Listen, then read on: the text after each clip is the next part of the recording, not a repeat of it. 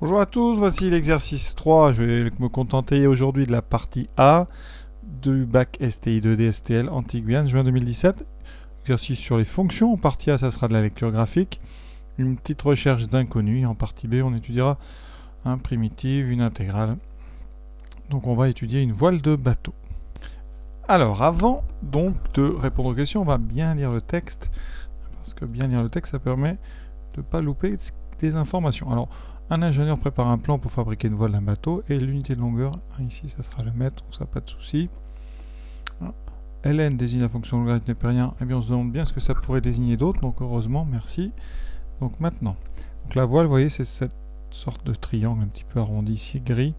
On est dans un repère orthonormé, et la fonction ici dont on vous donne la courbe, ici c'est f, c'est donc une fonction ici 12 plus ax2 plus ln de x, alors une fonction donc avec une inconnue, un paramètre a, ensuite un domaine de définition ici, vous voyez, qui commence en 0,1, alors tout simplement parce qu'en 0 le ln n'est pas défini, donc plutôt que de vous faire un ouvert en 0, ils ont préféré faire un intervalle fermé avec 0,1, donc pas de souci, c'est pour ça, vous voyez qu'ici, la courbe s'arrête un petit peu brusquement, et on a 3 points sur la courbe, alors là ils sont importants, on a donc S, qui est le sommet de la courbe, c'est pour ça que ça va être S, qui a pour abscisse 1, donc évidemment, l'ordonnée, ça sera l'image de 1. Ensuite, le point A a pour abscisse 2 et le point B a pour abscisse 5. Et il nous reste un quatrième point, le point D. Le point D, alors lui, il est à la même hauteur que B. Donc ici, ses coordonnées, c'est donc en abscisse, c'est 2. Et en ordonnée, c'est l'image de donc 2. Non, l'image de 5, pardon, c'est la même ordonnée que B. Voilà, on va voir si on s'en sert. Première donc question.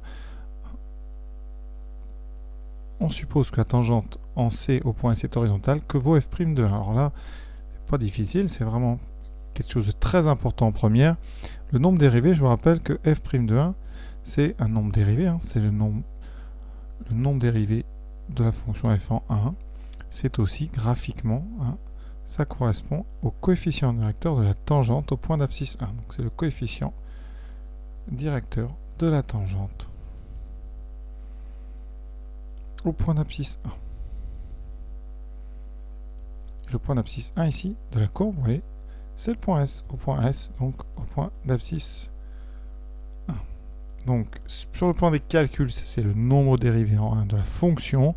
Sur le plan graphique, c'est le coefficient directeur de la tangente à la courbe CF. Je n'ai pas précisé, mais c'est à la courbe, évidemment, de F. Voilà. Et qu'est-ce qu'on nous dit? On nous dit que cette tangente, elle est horizontale. Or, cette tangente est horizontale. Et vous savez que les horizontales ont un coefficient directeur égal à 0. Or, cette tangente est horizontale. Donc, eh bien, f' de 1 est égal à 0.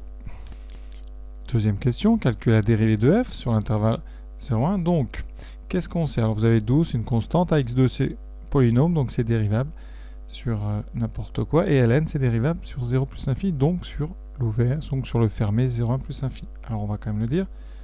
ln est dérivable sur, donc, évidemment, 0,1 plus infini. Donc, f est dérivable sur cet intervalle. Donc, f est dérivable sur 0,1 plus infini. Alors, on va dériver tout de suite, c'est très simple. 12, ça donnera 0. Alors, je vais indiquer 0 pour bien montrer que j'ai pensé à ça. On dérive ax2. Alors, a, c'est une constante, donc ça fera a fois la dérivée de x2, donc a fois 2x, plus la dérivée de ln. Ça, c'est du cours très très important. Dérivée de logarithme, c'est la fonction inverse. Donc, il vous reste 2ax plus 1 sur x.